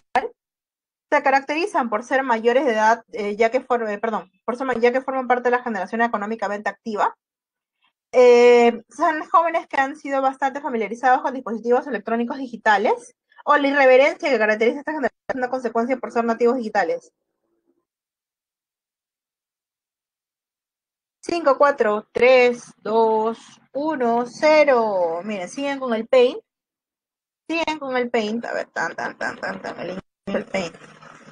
A ver, me marcan dedo. La irreverencia que caracteriza esta generación es una consecuencia de los nativos digitales. Una cuestión súper básica para identificar si algo es literal o no habla o literal. Si hablan de irreverencia, los nativos digitales, los nativos digitales, ¿sí? Son irreverentes. No, pero te dice que podemos inferir acerca de los de la generación Z, ¿sí? En general, sobre los niños de la generación Z. Consulta. Tú podrías leer esto así. Los niños de la generación, los niños de la posguerra o de la generación silenciosa, sí, son austeros debido a los conflictos bélicos. ¿Sí o no? ¿Podrías leerlo así? Los millennials tienen su rasgo característico de la frustración debido a que la circunstancia histórica a la que padecieron fue el inicio de la digitalización. Y así sucesivamente. Los niños de los baby boomers son ambiciosos debido a que la circunstancia histórica habla de situación histórica, es la paz y la explosión demográfica. ¿Sí o no? ¿Podrías leer así el... ¿No? Pero si se supone que cada uno explica el otro. ¿O no?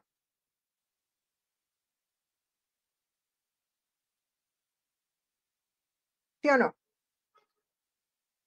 Sí, también incluye a los demás, ¿sí? Sería una explicación muy vaga, por supuesto, ¿sí?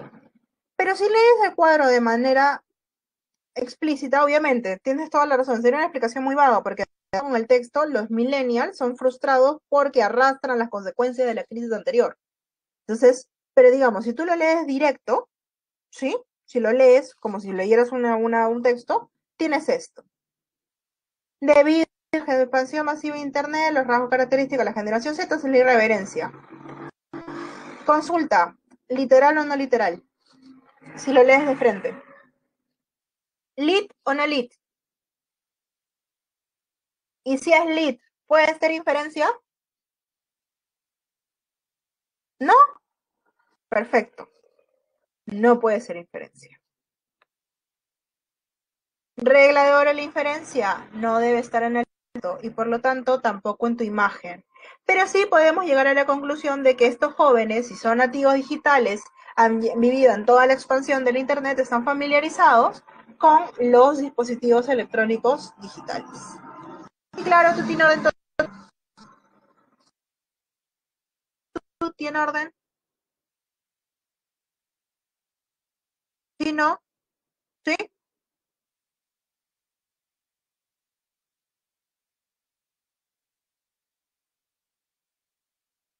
Confírmeme, por favor. Si la crisis del 73 no hubiese ocurrido en España, posiblemente los millennials españoles no serían caracterizados como frustrados. Quienes son de la generación X serían más obsesivos con el éxito. La ambición de los baby boomers hubiese afectado a la generación X. Los límites de las generaciones de entre 1969 y 1980 serían menos estos. ¿Qué hubiese pasado si en el 73 no hubiese habido esta crisis, ¿qué es lo que hubiese pasado?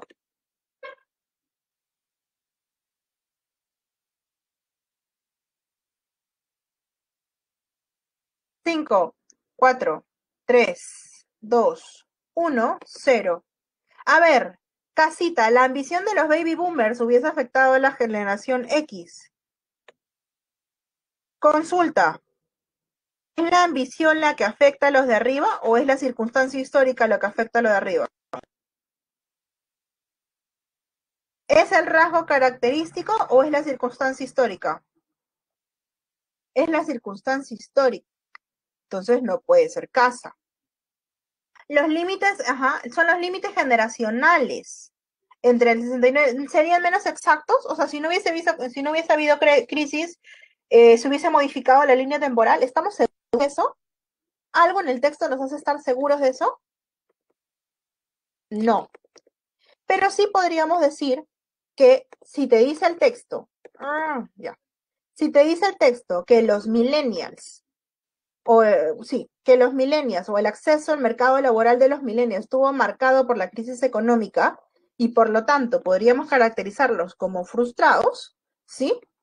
Podríamos decir que los millennials españoles, si no hubiese habido, hubiesen tenido un acceso laboral adecuado y por lo tanto no serían considerados como frustrados. ¿Sí se entiende?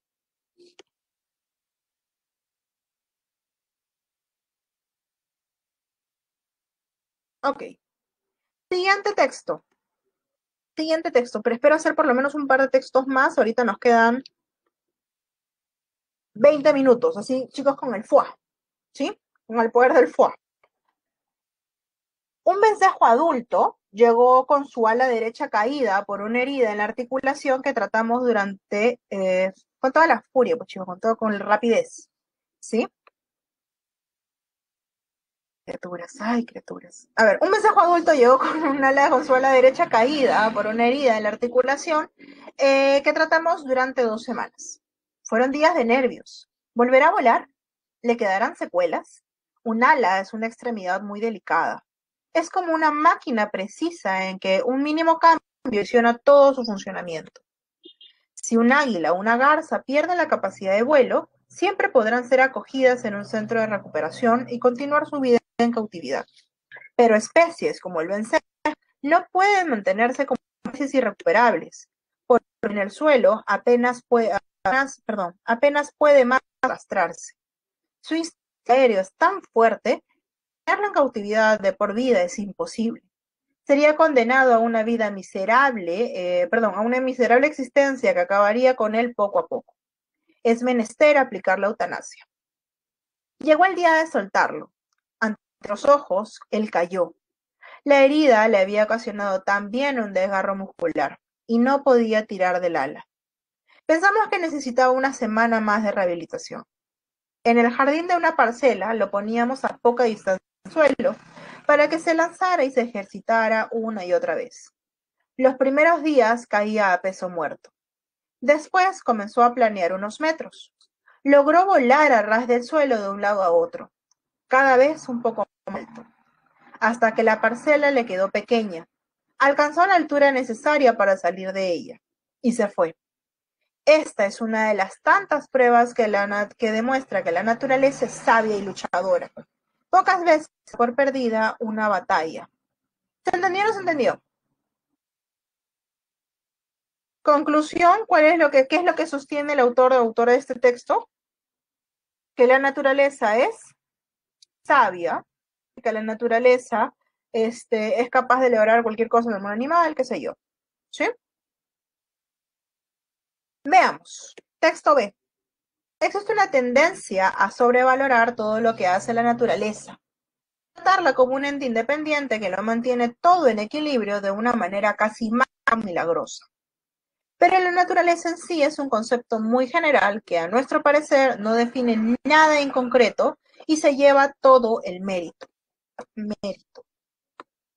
Es la evolución de los organismos vivos que constantemente los adapta a los cambios del entorno, la que hace el trabajo sucio.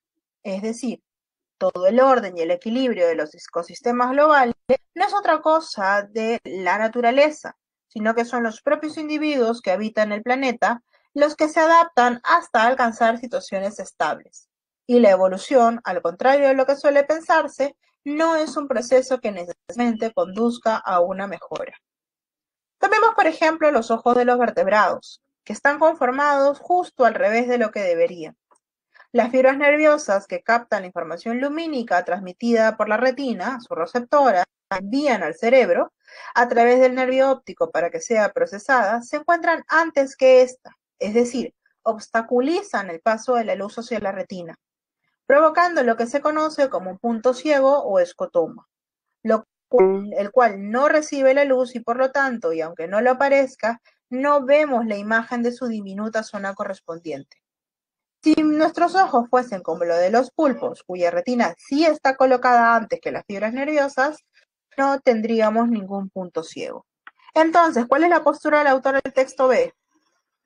¿La naturaleza es sabia, maravillosa, luchadora? No es sabia, ¿sí?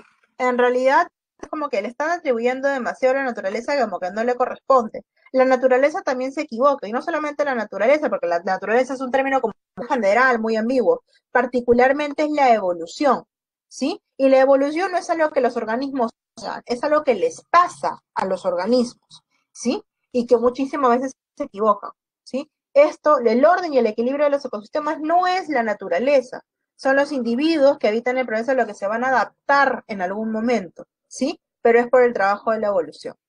Y te pone un ejemplo, ¿no? Mira, la naturaleza, tanto habla de la naturaleza que la naturaleza se equivoca. Mira lo que pasa con los humanos.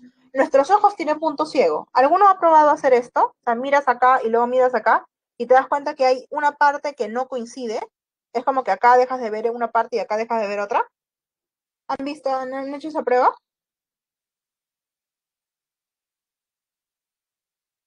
Claro, ¿cierto? Entonces te dice, tenemos puntos ciegos. Si nuestros ojos fuesen perfectos, si la naturaleza fuese igual de sabia, veríamos igual que los pulpos, que no tienen ningún defecto en la visión, no tienen puntos ciegos, no tienen nada. ¿Sí? En tal sentido, ¿cuál será la polémica que se desarrolla en el texto dialéctico? ¿Es acertada atribuir su sabiduría a los organismos? ¿Es una sabiduría divina interna a la naturaleza? ¿Es atinado atribuirle sabiduría a la naturaleza o la naturaleza se caracteriza por ser milagrosa? ¿Cuál será la pregunta? 5, 4, 3, 2, 1. Listo. ¿Es atinado atribuir la sabiduría a la naturaleza? El autor del texto A te dice, por supuesto que sí. El autor del texto B te dice, para nada. El término delicada y la frase trabajo sucio connotan respectivamente. Vean dónde dice delicada. Acá. Un ala es una extremidad muy delicada, es como una máquina precisa en la que un cambio mínimo condiciona todo su funcionamiento. Y el texto B te dice, es la evolución de los organismos la que hace todo el trabajo sucio. Veamos, ¿qué van a connotar respectivamente? Perfección divina y una labor que nadie está dispuesto a realizar.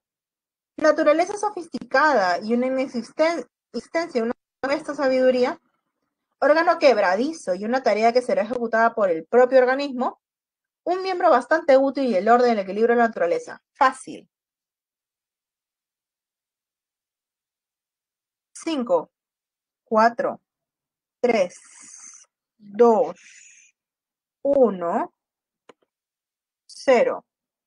A ver, tenemos casita y dedo, ¿sí? Un ala es una extremidad muy delicada, como una máquina precisa, que un cambio mínimo condiciona todo su funcionamiento. Te dice que el ala es una zona muy delicada, un cambio mínimo, una máquina muy precisa. ¿Será un órgano quebradizo que se rompe fácilmente? Algo como que casi casi no sirve. ¿Será eso? Si te dices que es una máquina muy precisa, que al menor cambio como que empieza a fallar. ¿Es un órgano quebradizo? Vamos a ponerle arte. Una tarea que será ejecutada por el propio organismo, por el organismo. Consulta. La evolución de los organismos que constantemente los adapta. ¿A quiénes? A los organismos. Es la que hace el trabajo sucio. La evolución será aquello hecho por el propio organismo. Si la evolución te dice que los adapta, ¿será hecho por el organismo? O sea, tú voy a evolucionar así como Pokémon. ¿Puedes hacer eso, Goku? ¿Soy muy vieja para esos ejemplos? No. Sí lo entienden entonces. ¿Sí? Entonces, no, no pasa con el mecanismo, pero no lo hacen ellos mismos. Un miembro bastante sutil, delicado, orden y equilibrio de la naturaleza.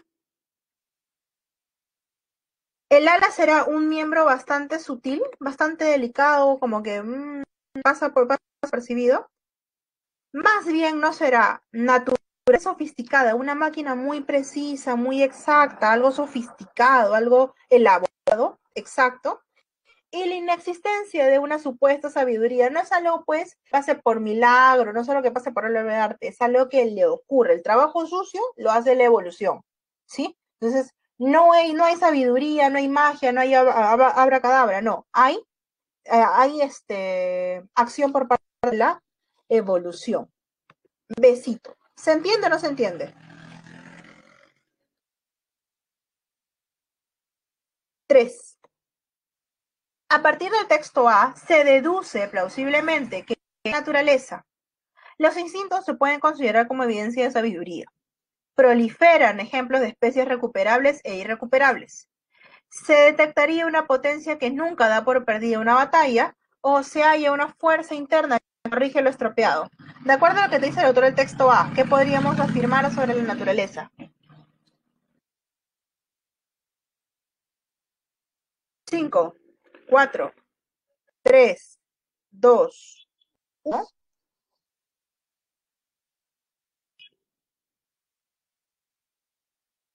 A ver, si puedo entender lo que ustedes han marcado acá en su paint, los instintos se pueden considerar como una evidencia de sabiduría.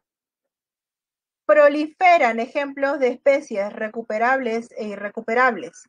Proliferan, hay muchísimos, ¿sí? Si hay una fuerza interna que rige lo estropeado. Igual quieren que sea. A ver, los instintos se pueden considerar como una evidencia de sabiduría. El instinto animal sería una evidencia de la sabiduría de la naturaleza.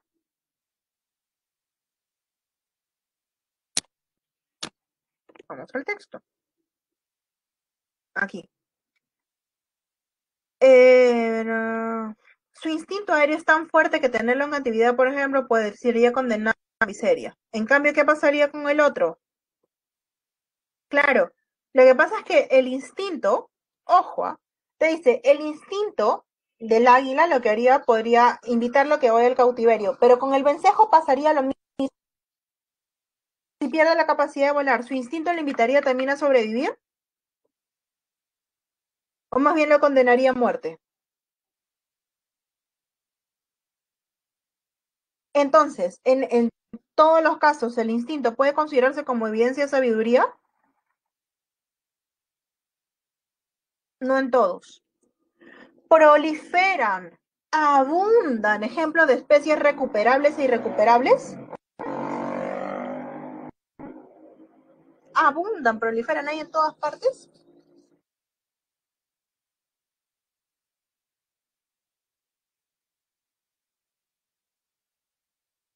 No necesariamente, pero te dice que sí. A ver, para ponerlos exactos, para ser exactos. Esta es una de las tantas pruebas que la naturaleza es sabia, pero pocas veces da por perdida la batalla. Entonces, de especies irrecuperables, los ejemplos son, ¿esperan o son poquitos? Son poquitos, ¿sí? Entonces no proliferan ambos. Se halla una fuerza interna que corrige que lo que se ha estropeado, por supuesto, ¿cierto? A través de la naturaleza es que ciertos animales pueden volver a recuperar la fuerza, por ejemplo, el caso del vencejo. ¿Por qué no caza, profesora? Cuando te dice nunca por perdida la batalla, el texto te dice pocas veces va a ser igual que nunca. No, porque pocas veces va a admitir que en algunos casos sucede, ¿sí? Que en el clave dedito. Si hay una fuerza interna que corrige el estropeado, claro, te pone el consejo, ¿no? Se caía, se caía, se caía hasta que empezó a volar bajito, bajito, bajito, y luego fue subiendo, pero según el texto, fue a punta de fuerza de voluntad. A fuerza de fuerza de voluntad, la redundancia. A partir de la lectura integral del texto dialéctico, o sea, de ambos, podemos afirmar que ambos textos convergen, están de acuerdo en una perspectiva teológica, o sea, la perspectiva de Dios, divina, que sirve de sustento para ambas argumentaciones. La inexistencia de casos que en la naturaleza ha cedido a la imperfección. El reconocimiento de la existencia de milagros evidentes en la naturaleza o la aceptación de la evolución carácter explicativo. ¿En qué están de acuerdo ambos textos? Hay algo particularmente en que están de acuerdo ambos textos. ¿Cuál será? 5, 4, 3. Chicos.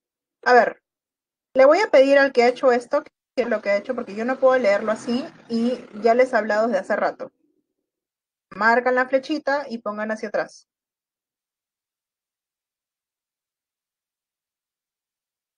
Si estuviésemos en una clase presencial, uno de ustedes haría eso en una pizarra, porque los estarían viendo. Lo mismo pasa acá. Les voy a pedir que se hagan responsables de sus actos y que borren. Nadie va a ver que borran, pero bórrenlo. Porque no lo voy a hacer yo y se nos va el tiempo.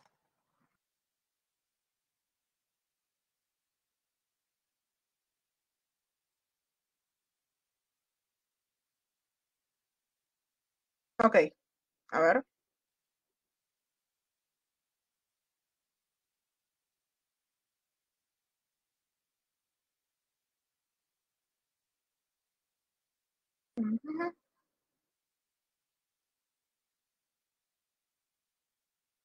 Es la flecha hacia atrás.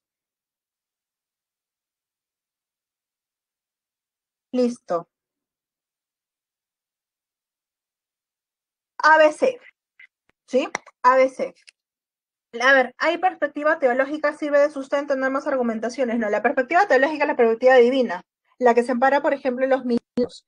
Y una consulta, ¿ambos textos surge la idea de milagros? O uno te dice, sí, es un milagro, naturaleza, maravilla, y el texto B te dice, no. O sea, no hables de milagros, no, es de la evolución lo que funciona acá.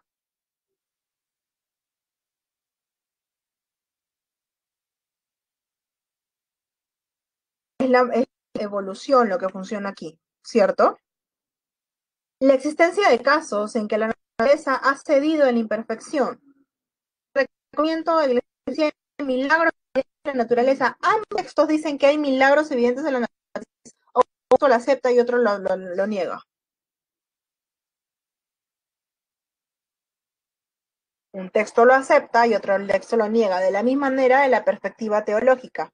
Pero sí, ambos textos te dicen, hay casos en los que la naturaleza hace de la imperfección. El texto B te dice el ejemplo de los ojos y el texto A te dice acerca de las pocas veces en que la naturaleza pierde la batalla, cede ante la imperfección. Por ejemplo, si el vencejo no hubiese podido volar y se hubiese tenido que aplicar la eutanasia. La última, chicos, si nos pasamos a un texto más en español, al toque nomás. Si el vencejo adulto no se ha recuperado nunca, no se hubiese recuperado nunca, entonces, el autor tendría que replantear su pensamiento acerca de la imperfección, sabiduría y tenacidad de la naturaleza. La idea de que la naturaleza se caracteriza por su notable sabiduría podría ser refutada para siempre. Se lo hubiese considerado como uno de los pocos casos en los que la naturaleza pierde una batalla, el autor del texto B tendría que reconocer que su propuesta ha sido totalmente refutada por un hecho. A ver, si el vencejo adulto hubiese muerto, hubiese tenido que aplicarle la eutanasia porque no puede volar, ¿qué hubiese pasado? 5, 4, 3, 2, 1, 0. Perfecto, chicos. Quiero agradecerles por marcar bien las claves esta vez. A ver, ¿qué hubiese pasado? El autor tendría que replantear su pensamiento acerca de la naturaleza. O sea, porque el vencejo muere, la naturaleza deja de ser sabia y perfecta. No necesariamente, ¿cierto? Porque el autor propiamente te está dando cabida a decir, hay casos en los que la naturaleza no es suficiente para recuperar un animal. Son pocos, pero hay. La idea de la naturaleza de no seguridad podría ser refutada para siempre. O sea, eso no va a refutar para siempre la idea de que la naturaleza es sabia. ¿Por qué? Porque te dice que hay pocos casos en los que la naturaleza pierde la batalla. Entonces, si hubiese muerto el vencejo, este hubiese sido uno de los pocos casos en los que la naturaleza pierde la batalla clave casita. ¿Clarísimo o no clarísimo, chicos?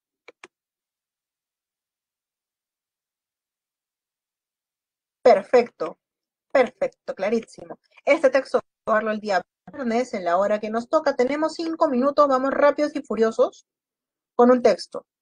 ¿Texto mixto o texto dialéctico? O sea, el texto doble o el texto con imagen.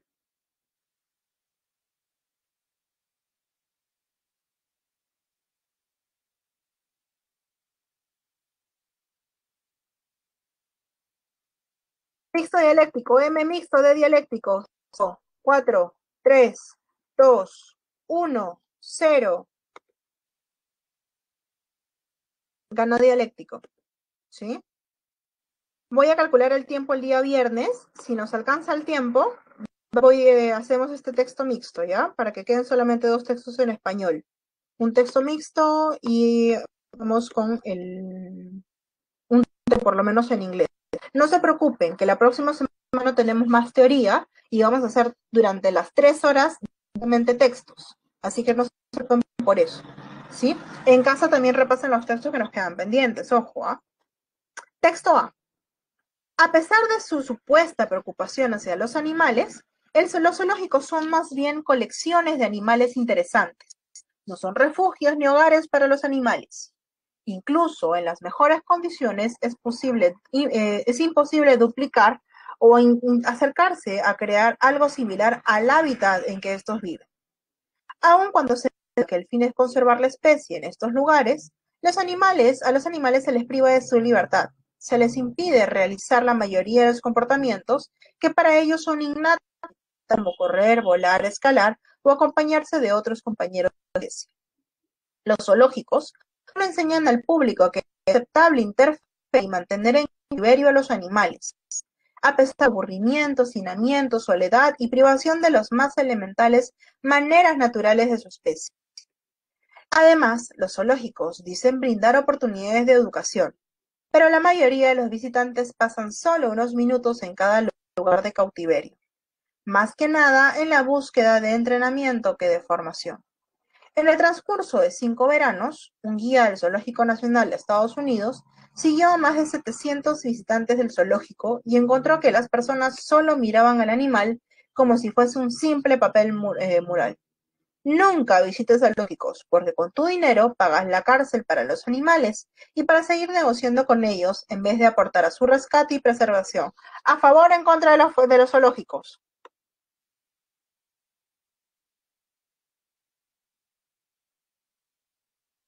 Contra. Perfecto. Texto B. Buena parte de los zoológicos del mundo tienen una función de conservación de especies. Tienen la capacidad estructural y funcional para poder mantener individuos de especies amenazadas. Por lo tanto, los zoológicos son reservorios ex situ del material genético que permiten el intercambio de genes y el mantenimiento de especies en el tiempo. Desde esa mirada, los zoológicos permiten que la conservación real de animales, que si los expulsamos nuevamente a la naturaleza por presión de caza o pérdida del hábitat, lo más probable es que no sobreviva. Un claro ejemplo es el de la rana Darwin, en Chile, una especie que ha ido declinando constantemente. El Zoológico Metropolitano de Santiago tiene un programa de conservación de esta especie. A nivel mundial, la cantidad de especies que se ha recuperado gracias a los zoológicos es sumamente importante. Entonces, no hay zoológico que promueva la captura de animales de su hábitat nativo. No pagan a alguien para que capture un elefante, un león, una cebra, etc., sino intercambian con otros zoológicos para mantener la diversidad genética y fomentar los programas de conservación. El zoológico tiene un desafío importante porque tiene que cargar con el estigma de ser el lugar donde uno iba a mirar animales y entretenerse e incluso burlarse de ellos. A favor de contra. Chicos, se nos acaba el tiempo, tienen que salir ahorita a receso. Rápidamente hacemos esta pregunta y esta acá. Nos va a tomar 1 o 2 minutos máximo. La tensión argumentativa, el choque, la confrontación entre ambos textos se va a originar a partir de ¿qué? el rol de los zoológicos con respecto a los animales, la importancia de los zoológicos, los métodos de conservación de animales cazados o de la necesidad de protección que tienen los animales. Rápidamente. 5, 4, 3, 2, 1. Perfecto. Ajá. Los métodos de conservación de animales cazados. Consulta, para el texto avión, el texto A, ¿se habla acerca de cómo es que se están conservando los animales que sí han sido cazados? O es que te dice zoológico no, zoológico malo, zoológico igual a cautiverio, cárcel animal, y el texto B te dice zoológico más bien protege y conserva los animales. El texto o ambos textos te dicen, uno, zoológico es malo porque es una cárcel para los animales, su rol es ser una cárcel, y el texto B te dice, no, más bien es porque lo que hace es conservar a las especies que de otra manera estarían desapareciendo. Te habla acerca del rol de los zoológicos. Y el texto B, la palabra estigma connota, cuando te dice, tiene que cargar con el estigma de ser el lugar donde uno puede ver animales entretenerse. Deshonra, vilipendio, denuesto, descrédito. ¿Qué es denostar o vilipendiar? Ofender, humillar gravemente. Descrédito, ¿es que le quita crédito o es que más bien lo estás deshonrando?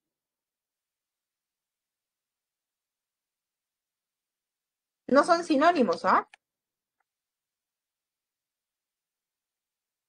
Descrédito es la disminución o pérdida de la reputación. ¿Sí?